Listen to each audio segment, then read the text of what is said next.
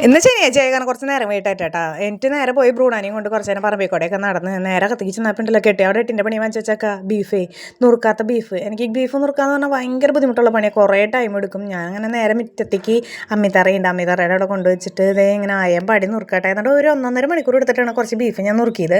അങ്ങനെ നുറുക്കി അതിലേക്ക് ഇഞ്ചി പച്ചമുളക് വേപ്പില സബോള സാധനങ്ങളൊക്കെ ഇട്ടിട്ട് മഞ്ഞപ്പൊടി മുളക് പൊടി മല്ലിപ്പൊടി ഗരം മസാല കുറച്ച് വെളിച്ചെണ്ണയും കൂടി ഒഴിച്ച് നന്നായി കൈ കൊണ്ട് അങ്ങോട്ട് കൂട്ടി തീരുമ്പോൾ അപ്പോൾ നല്ലൊരു സ്മെല്ല് വരും.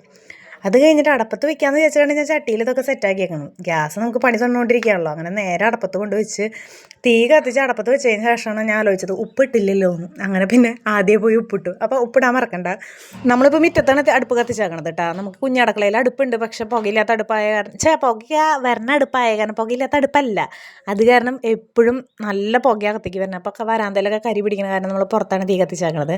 എന്നിട്ട് ബീഫുള്ള കാരണം അപ്പോൾ കപ്പയും ചേമ്പും പറിച്ച് വെച്ചിട്ടുണ്ടായി, നമ്മുടെ വീട്ടിൽ തന്നെ ഉണ്ടായത്. അപ്പോൾ അതൊന്ന് പുഴുങ്ങിയെടുക്കാമെന്ന് വിചാരിച്ചാൽ അത് കുക്കറിലിട്ട് ഗ്യാസ് വയ്ക്കാമെന്ന് വെച്ചാൽ കാരണം എല്ലാ അടുപ്പത്ത് വെച്ച് വരുമ്പോഴേക്കും എനിക്ക് ഭയങ്കര ക്ഷീണവും. അങ്ങനെ കഥ അടുപ്പത്തൊക്കെ വെച്ച് ബീഫൊക്കെ അടുപ്പത്ത് സെറ്റാക്കി വെച്ച് നേരെ ഞാൻ ബ്രൂണോനെ കുളിപ്പിക്കാൻ പോയി. ബ്രൂണോനെ വല്ല ശനി ഞായറൊക്കെ ഞാൻ കുളിപ്പിക്കാറില്ല, ആഴ്ചയിൽ 2 ദിവസമൊക്കെ കുളിപ്പിക്കാറുണ്ട്.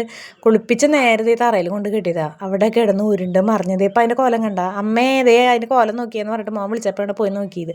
അപ്പോഴേക്കും ഞാൻ പോയി കുളിച്ചു.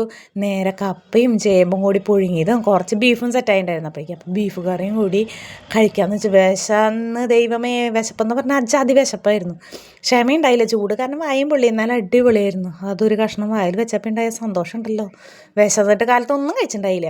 അപ്പോൾ അത്രയേ ഉള്ളൂ. നമുക്ക് അടുത്ത വീഡിയോയിൽ കാണാം. ബായ്. പിള്ളേർക്ക് കൊടുത്തില്ല എന്ന ചോദ്യം ഒഴിവാക്കി, പിള്ളേർക്ക് കൊടുത്തു.